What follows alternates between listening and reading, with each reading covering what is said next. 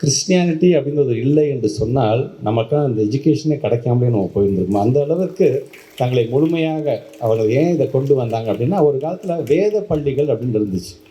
அந்த வேத பள்ளிகள் அப்படின்னா அது ஒரு சிலருக்கு மட்டும்தான். அதுவும் அறிவியல் சார்ந்த கல்வியெல்லாம் கிடையாது. அந்த வேத கல்வியில் அந்த வேதத்தை மட்டும் படிச்சுட்டு போயிடுவாங்க. ஆனால் எல்லோருக்கும் கல்வி சென்றடைய வேண்டும் என்று ஆசைப்பட்டது யாருன்னு பார்த்தீங்கன்னா, இந்த மாதிரி எஃப்எம்மாக இருக்கக்கூடிய இந்த சிஸ்டர்ஸ் கிறிஸ்டியன் மிஷன்ஸ் அப்படிங்கிறத நம்ம என்றைக்குமே மறுக்க முடியாது. உண்மைதான். நீங்கள் நம்ம சொல்கிறோம்ல, நீங்கள் நம்ம அரசியல் அமைப்பு சார்ந்து இருக்கக்கூடிய அந்த அதில் ஒரு உறுப்பினராக, அந்த நிர்ணய சபையினோட உறுப்பினராக ஒருத்தர் இருந்தார், ஃப்ராங்க் ஆண்டனி அப்படின்னு. ஃப்ராங்க் ஆண்டனியோடைய அந்த மிகப்பெரிய பங்கு என்ன தெரியுமா? இன்றைக்கி நம்ம சொல்கிறோம் பார்த்தீங்கன்னா, மொழி திணிப்புக்கு எதிர்ப்பாக நம்ம நிற்கிறோம்னு சொல்கிறோம் பார்த்தீங்களா?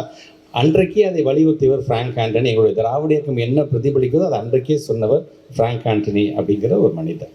அந்த மாமனிதர் தான் ஆங்கிலோ இந்தியனுடைய அந்த இனத்துடைய மிகப்பெரிய ஒரு தலைவராக இருந்திருக்கார். அவர் சொல்கிறார், மொழி திணிப்பு அப்படிங்கிறது கண்டிப்பாக இருக்கவே கூடாது. உலக அளவில் நீ ஒன்றை கம்யூனிகேட் பண்ணணும்னா ஆங்கிலத்தின் உயர்த்தி பிடிக்க வேண்டும் என்று அன்றைக்கு அதற்கான குரலை கொடுத்தவர் ஃப்ராங்க் ஆண்டனி. இதை முத்தமிழர் கலைஞர் தன்னுடைய நெஞ்சுக்கு நீதியிலும் அதை பதிவு செய்திருக்கிறார் அப்படிங்கிறத நம்ம மறுக்க முடியாது.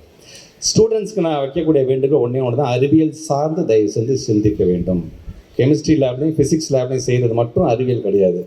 ரேஷனல் திங்கிங், பகுத்தறிந்து பார்க்கிறது தான் அறிவியல். அது சார்ந்து உங்களுடைய வாழ்க்கையை நீங்கள் அமைத்து கொள்ள வேண்டும் அப்படின்னு தான் சொன்னால், science is the language of the future and innovation is its dialect அப்படின்னு நம்ம சொல்கிறோம் இல்லையா?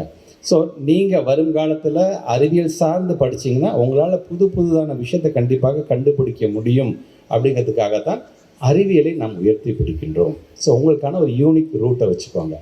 இதில் பேஷனாக இருக்குது, இதில் எனக்கு கொஞ்சம் திறமை இருக்குது தான் நான் நினைக்கிறேன், இது சார்ந்து நான் போக போகிறேன் அப்படின்னா, உங்களை பார்த்து பின்பற்றக்கூடிய நிறைய பேர் உங்களை தொடர்ந்து வர செய்வார்களே தவிர, நீங்கள் பாட்டு ஏதோ ஒரு பாதையில் போக வேண்டிய அவசியம் இல்லை. நமக்கான திறமை நமக்கு இருக்கிறது. ஒவ்வொருத்தருக்கும் ஒரு விதமான ஆற்றல்.